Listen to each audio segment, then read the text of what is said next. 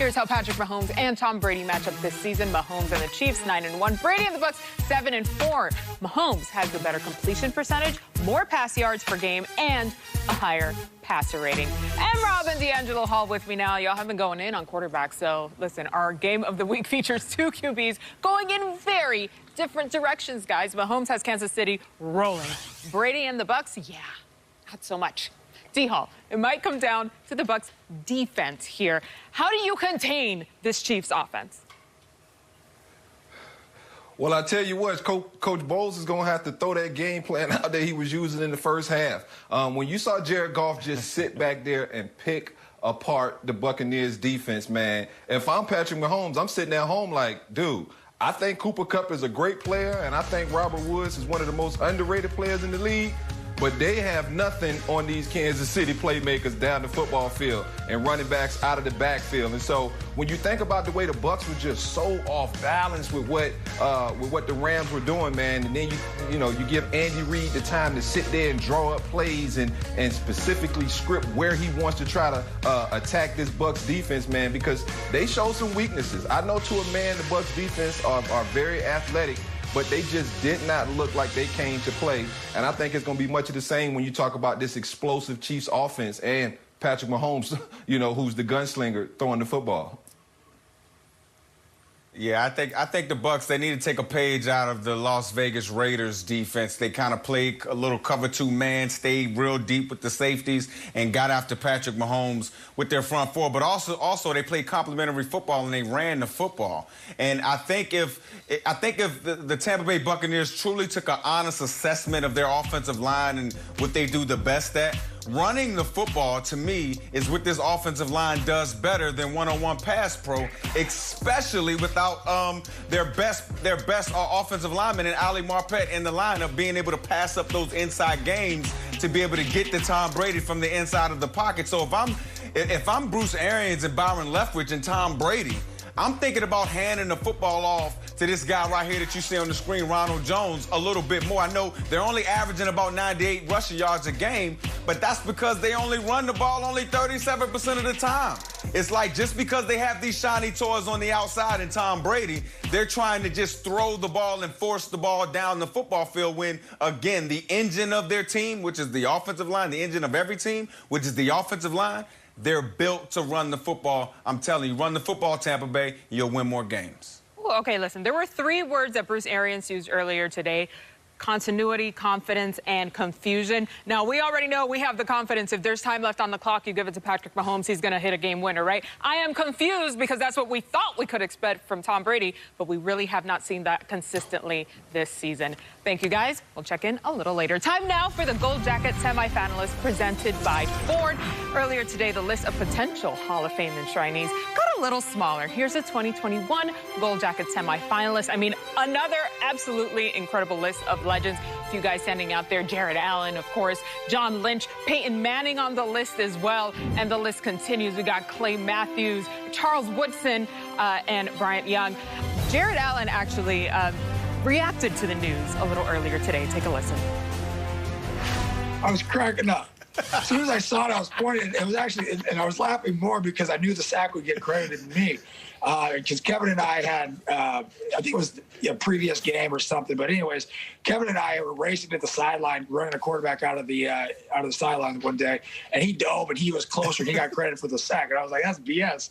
So that's why I was cracking up too. I'm like, this dude literally just ran out of the back of the end zone, giving a safety and a sack. And I think Kevin was up on me in the year by like 3 or 4 at the time, and so I picked up a cheap one. And yeah, it was all fun and games. But that's still one that everybody laughs about. Orlovsky. Every time I see him or talk to him, he brings it up. And, yeah, I've never seen it before. I like hitting people, so I wish he would have stood there, at least just, lay down when I hit him at least. I love that he's talking about sacks, but he's sitting there nice and cozy with his sweater. Congratulations to all the semifinalists. All right, here's the hard truth in Baltimore. Don't worry, it's a tough city. They can take it. No one cares, though, that you're exciting if you're not efficient. And no one cares that you outgain the Steelers if you don't outscore the Steelers. And that's exactly what happened in Week 8. Coming up next, what happens An absolute must-watch there. All right, but on Thursday, we've got 3 good ones on Thanksgiving. Texans at Lions to start you off. Washington at Cowboys, the entree there. And, of course, your nightcap Ravens at Steelers. And we've got you covered starting with Good Morning Football right here on NFL Network. It's a full day lineup. GMFB followed by Game Day Morning, and then 3 scoops of total access to get you through all the way up to after Ravens and Steelers. Ravens looking for some revenge here. Let's take it back to Week 8 with a highlight rewind. Steelers at Ravens. Remember, this was the first meeting between Ben Roethlisberger and Lamar Jackson. So fourth quarter, Steelers were trailing by 3 first and goal.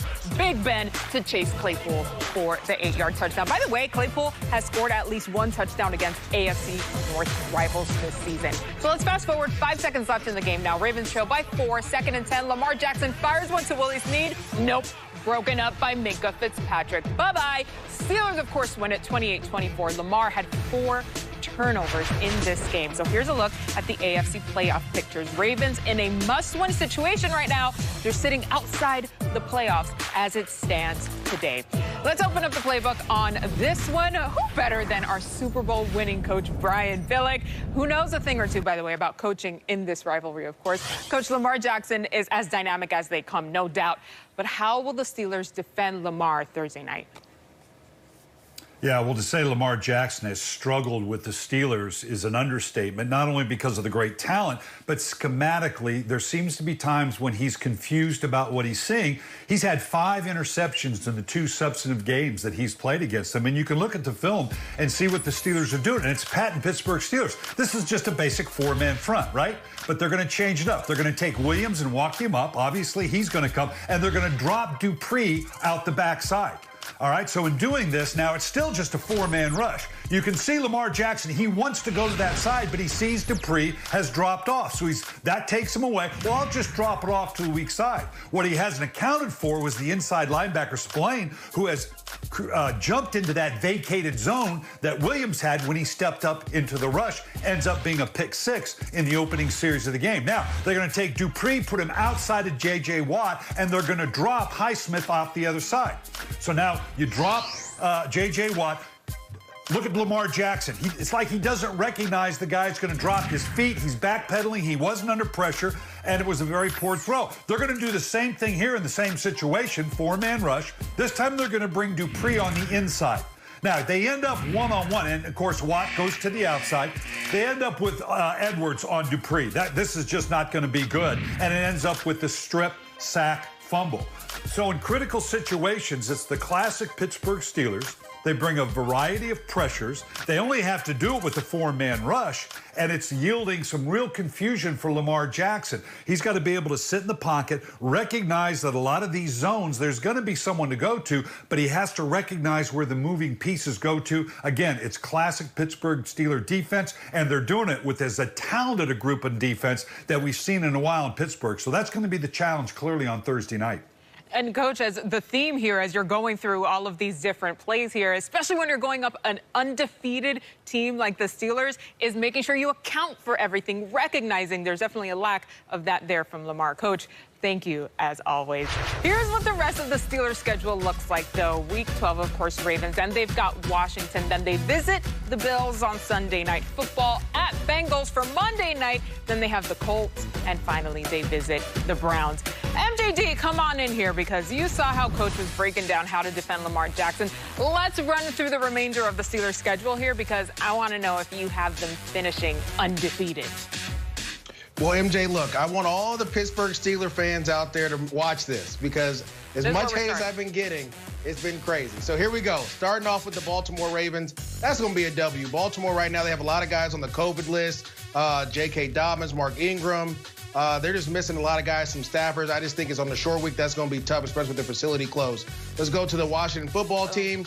Alex Smith and company, they're doing some good things. But against that defense, I just don't know. And the way Big Ben is slinging the ball around, going empty, I say that's another W there. That should be a dub. No question. Now, the Buffalo Bills, this is going to be a tough one. And I believe in Josh Allen and Stephon Diggs, what they're able to do and the way that defense flies around. Going to Buffalo is going to be tough. The last time they did it, they had Le'Veon Bell as a snow game. He ran for 30 carries, a bunch of yards. I don't know if they can do that, but I believe in that Pittsburgh Steelers defense like Coach Willick talked about and how they're able to affect the game. I think Pittsburgh wins that one. Wow. Next, the Cincinnati Bengals. You just go ahead and put a W up there. Right now we're running with a backup quarterback. It's rough. Times are rough. This is going to be the Bills and the Colts are going to be two games that they're going to have to really put their best foot forward. Now, and I believe the Colts and that defense and what they're able to do playing cover two. I want to see how Big Ben does it. And can Phillip Rivers really do well? And the reason I'm going to give the Pittsburgh Steelers the edge here is because they have the #1 defense. They find ways to get sacks, turnovers. Minkah Fitzpatrick has been lights out. The way he was a ball hawk against the Jaguars was huge. And then, listen, we already saw what Pittsburgh did to Baker Mayfield and company in Pittsburgh. I don't care if you have Nick Chubb or not. Baker Mayfield can't beat the Pittsburgh Steelers right now.